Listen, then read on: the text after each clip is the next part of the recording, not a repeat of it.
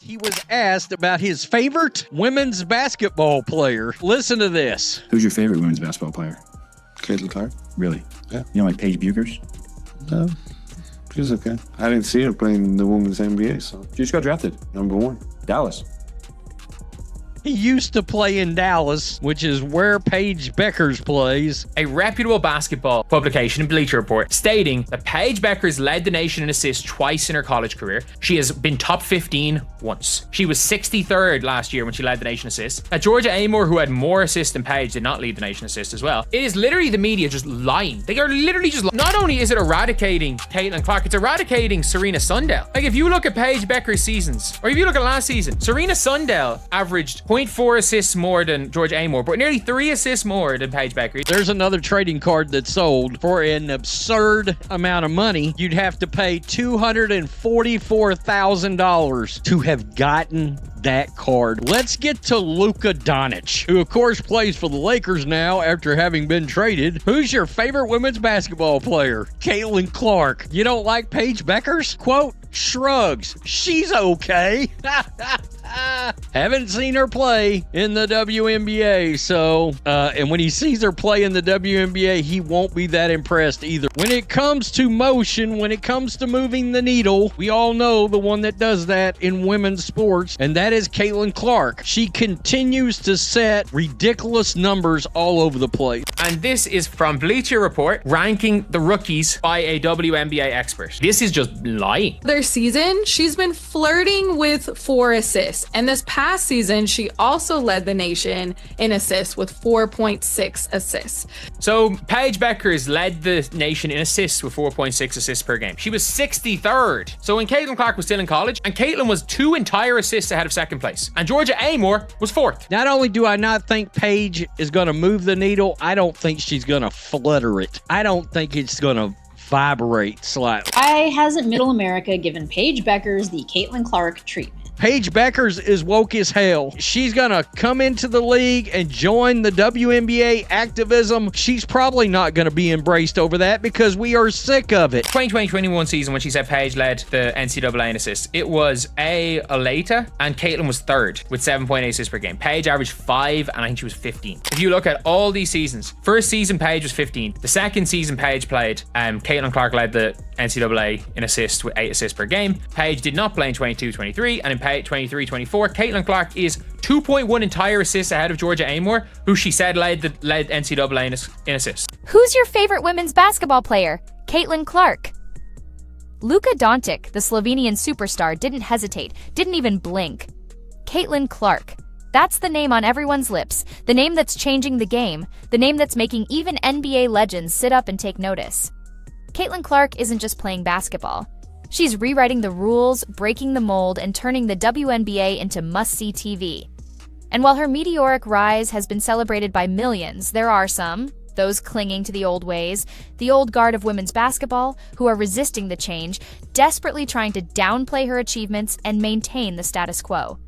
But the truth is, the future of women's basketball is here, and her name is Caitlyn Clark. I thought Paige Bueckers was a star. I thought Paige Bueckers was the secondary great white hope. It didn't matter who Caitlyn Clark was playing, and the game would be headline news. That is what's missing in women's college basketball this season. Basically, Wings GM conveys key difference in Paige Bueckers and Caitlyn Clark's rookie season. He said the one thing when you talk about last season is that Paige won't have the benefit that Caitlyn did. And this is nothing against Caitlyn, but we had an Olympic break last year. So you got to see some players take a month-long break, essentially. And those rookies were coming off a grueling season in the collegiate game. They got a break and got to reset and finish strong. This draft class, which includes Paige, is not going to have that luxury. We don't have a big break where they can almost catch a second win and then push to the finish line in the second half of the season, he continued. So we have to watch this rookie class around the league about load management. It's not just our rookies. We're all going to be tuned in to load management, especially these rookies that played long into their collegiate season. I didn't really see any of the benefit that Caitlyn Clark got coming into the season. Caitlyn Clark's impact transcends the court. She's not just a phenomenal athlete, she's a marketing powerhouse, a brand unto herself, a force of nature that's reshaping the business of basketball. Wilson Sporting Goods, recognizing her star power, signed her to a groundbreaking deal, making her the first female athlete since Michael Jordan to have her own signature basketball collection. These aren't just ordinary basketballs, they're works of art, each one a testament to Clark's remarkable achievements. The threes-up ball celebrating her long-range accuracy, the record breaker commemorating her statistical dominance, and the crowd maestro honoring her ability to electrify arenas. And the demand? Unprecedented. Tens of thousands of Clark's signature basketballs sold out in minutes, a testament to her marketability and the growing popularity of women's basketball. We want to see Caitlyn Clark and we want to see Paige Bueckers. Caitlyn scored more points per game, but Paige was more efficient. Paige Bueckers has had one of the best careers in the history of women's college basketball. On paper, you could make the case that Paige Bueckers has better college career than Caitlyn Clark. But this is the world of television, where you're not judged based on your accomplishments, you're not judged based on your stats, you're judged based on your drawing power. And looking at these ratings for the women's tournament, it is abundantly clear Paige Bueckers might be a star, but she's not a draw. These two were the topic of conversation. Who's the better player? She's not nearly the player that Caitlyn Clark is. You know, she's been really disappointing this whole tournament. We're not creating this rivalry. We're not saying they hate each other, but they are two of the best in the game right now. But Caitlyn Clark isn't just selling basketballs, she's selling everything. She partnered with Hy-Vee, a major grocery chain, to release a limited edition line of basketballs, proving that her appeal extends far beyond the sports world. Caitlyn Clark is not merely a record-setting athlete, stated Amanda Lamb, Hy-Vee's head of global brand marketing. She's a cultural icon. And that's the key to Clark's success. She's not just a basketball player, she's a brand, a symbol of empowerment, a force of nature that's changing the way we think about women's sports. And her marketability, according to industry experts, is on par with some of the biggest names in the NBA, including Kevin Durant, LeBron James, and Steph Curry. I got to be with those women up close and personal. I was in practices, I was at shoot-arounds, I was in the locker room.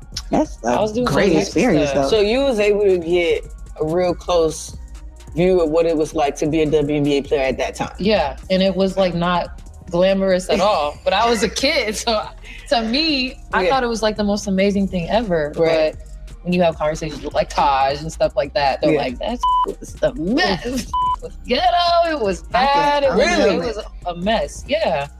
But we still talk about like how the league was like 6-7 years ago. We have like things like, I can't believe we was doing this. We was sharing rooms. No, we was definitely sharing rooms. I was just telling Natalie and Tom, I was like, bro, we really was sharing rooms and you was talking in your sleep before games. Like you literally would know that. You was talking in your sleep. You gotta leave room to get on FaceTime with their booze. You gotta leave out the room. Sitting in the lobby at midnight. Luka Doncic, the Slovenian superstar, when asked about his favorite women's basketball player, didn't hesitate. Caitlyn Clark. He didn't offer a diplomatic, politically correct answer. He simply stated the truth. Caitlyn Clark is the real deal, a generational talent who's captivating audiences and changing the game. And when the reporter mentioned Paige Bueckers, another highly touted young player, Doncic simply shrugged and said, "She's okay. Haven't seen her play in the WNBA." His casual dismissal, his lack of enthusiasm for Bueckers, spoke volumes about the vast difference in their perceived talent and potential. It wasn't a diss, not exactly. It was simply an acknowledgement of reality.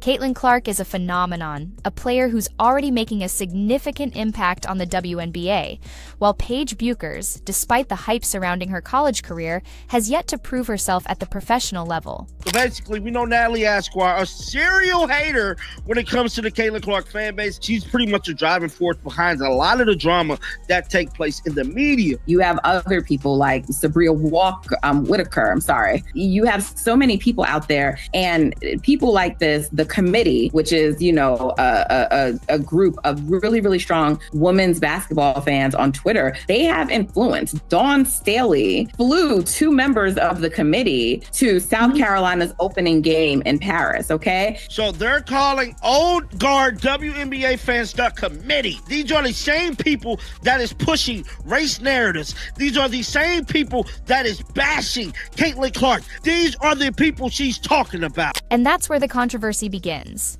The media, eager to create a narrative to manufacture a rivalry, has been desperately trying to elevate Paige Bueckers to Caitlyn Clark's level, comparing their stats, their playing styles, and their potential impact on the league. But the comparison is flawed, a desperate attempt to create a competition where none exists. Caitlyn Clark is a generational talent, a player who's already transforming the WNBA, while Paige Bueckers is still a rookie with everything to prove. Paige Bueckers is extremely woke and outspoken, which might negatively impact her popularity in the long run. Fans are tired of athletes using their platforms to push political agendas, and Bueckers' outspokenness could alienate a significant portion of her potential fan base. This contrasts with Caitlyn Clark, who, while certainly not shy about expressing her opinions, has managed to maintain a broader appeal by focusing primarily on her performance on the court. The hate in Natalie Esquire heart is so strong, LOL. She said this in 4 different ways for absolutely no reason. NBC, at Indiana Fever, we don't want her covering America's team. Natalie Esquire said only one is super problematic, emo, in my experience, and based on listening to what has been said and reported on all year, it's a common theme. I only get harassed to endure racism, receive threatening emails, DMs from one fan base. So yes, it's one. It can apply in all of sports, but there is a notable difference in one fan base with respect to the W. This tweet said, no, it's one. It's not allegedly. This is my experience, and it only comes from a specific set of fans. So yes, for me, it's one fan base. You've already heard a player say in her career she's never experienced anything like this. Stop trying to violate our experience. The old guard of WNBA media, the writers, commentators, and analysts who have long controlled the narrative surrounding the league, are struggling to adapt to the Caitlyn Clark era. They're clinging to outdated metrics, comparing her to college players like Paige Bueckers, and downplaying her achievements in an attempt to maintain the status quo. Curt Miller, a respected figure in the league, even tried to diminish Clark's rookie season success by claiming she benefited from the Olympic break, a month-long rest period that allowed her to reset and finish strong. But this argument ignores the fact that Clark entered the WNBA after a grueling college season, culminating in the national championship game. She didn't have the luxury of a long off-season to rest and recover. She was thrown into the fire, expected to carry the weight of a struggling franchise on her shoulders. And despite the fatigue, the pressure, and the constant scrutiny, she thrived, leading the league in assists, breaking records, and electrifying audiences with her dazzling performances. Caitlyn Clark is a once-in-a-generation talent, and the old guard's attempts to diminish her achievements are not only misguided, but also disrespectful to the very sport they claim to love. They're so focused on protecting their own influence, their own place in the WNBA hierarchy, that they're failing to recognize the transformative power of Clark's talent and the positive impact she's having on the league. Charles Barkley, never one to mince words, called out the jealousy and negativity directed at Clark, urging the WNBA community to embrace her success and celebrate the growth and excitement she's bringing to the game.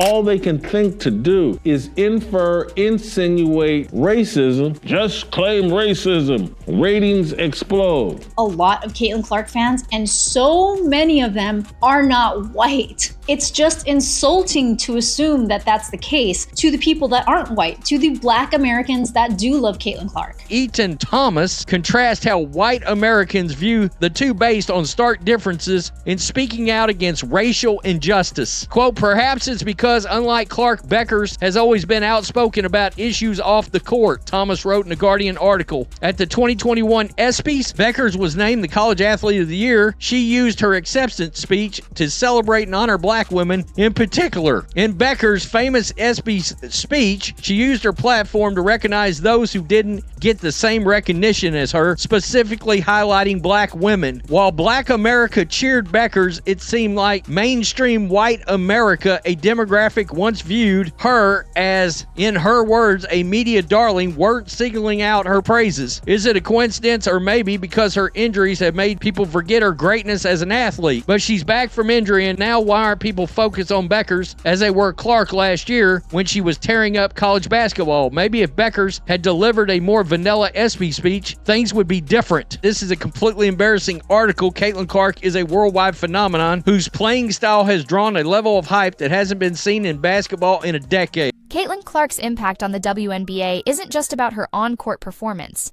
It's about her marketability, her ability to attract new fans, generate buzz, and drive revenue. Her endorsement deals are worth millions, dwarfing her WNBA salary and highlighting the financial disparity that still exists in women's sports. This stark contrast between her on-court earnings and her off-court income underscores the challenges that female athletes face and the need for greater investment in the WNBA.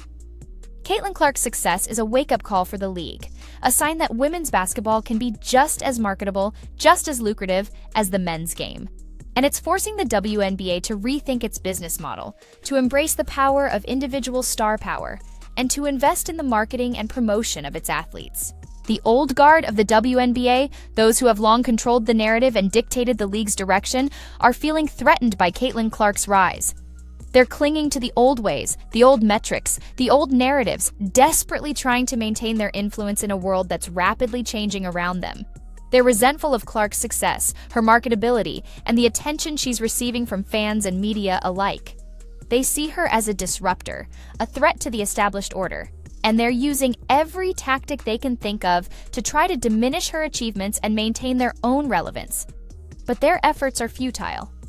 Caitlyn Clark is a force of nature, a generational talent who's changing the game, and no amount of negativity, no amount of resistance from the old guard can stop her. The second chapter of the Caitlyn Clark era in the WNBA will commence soon. Clark established herself as a superstar in her rookie season with the Indiana Fever and will now lead a championship hopeful team into year 2. However, before the season begins, Clark was involved in a major news headline that featured a 6-figure price tag. Clark's edition of the 2024 Piani Prism WNBA Throwback Signatures Golden Vinyl card has been officially sold. There's an Angel Reese card out there right now that's on eBay that somebody has a ridiculous price on, and it's just been sitting there forever. It's collecting dust. The light that I have now as a white woman who leads a black-led sport and celebrated here, I want to show a light on black women. They don't get the media coverage that they deserve.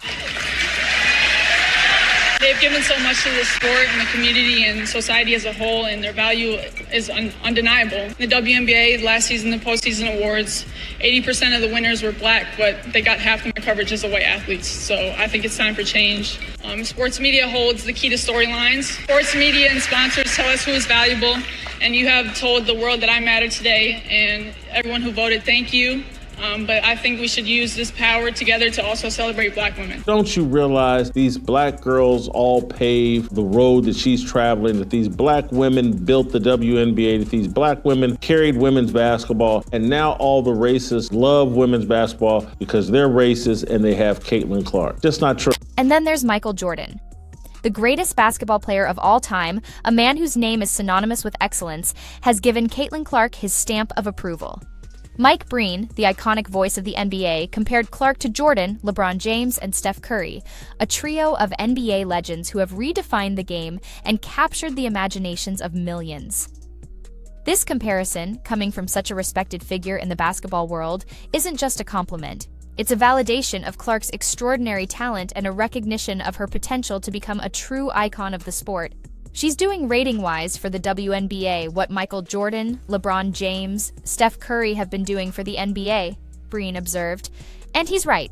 Caitlyn Clark is a game changer, a player who's not just winning games, but also attracting new fans, generating buzz, and elevating the entire WNBA. Caitlyn Clark isn't just a WNBA star, she's a global phenomenon. Industry experts have ranked her as the 4th most marketable athlete in the world, ahead of international superstars from a variety of sports. This remarkable achievement highlights her crossover appeal, her ability to transcend the boundaries of women's basketball and capture the attention of a global audience. And her marketability is transforming the WNBA, attracting new sponsors, increasing TV coverage, and giving the league a level of visibility and financial stability it's never had before. The future of women's basketball is bright, and Caitlyn Clark is leading the way. Her talent, her charisma, and her unwavering determination, paving the way for a new era of growth, excitement, and unprecedented success. Caitlyn Clark's journey is a testament to the power of talent, hard work, and the unwavering belief in oneself. She's faced criticism, she's faced doubters, she's faced the resistance of the old guard, but she's never wavered in her pursuit of excellence. And now, as she enters her second season in the WNBA, she's poised to take her game and the entire league to even greater heights. So, are you ready to witness the next chapter in the Caitlyn Clark saga? Are you ready to see her continue to rewrite the rules and redefine what's possible for women in sports? If so, let me know in the comments below. And if you enjoyed this deep dive into the world of women's basketball and the rise of a superstar, be sure to like, subscribe, and hit the notification bell for more in-depth analysis and commentary on the biggest stories in sports.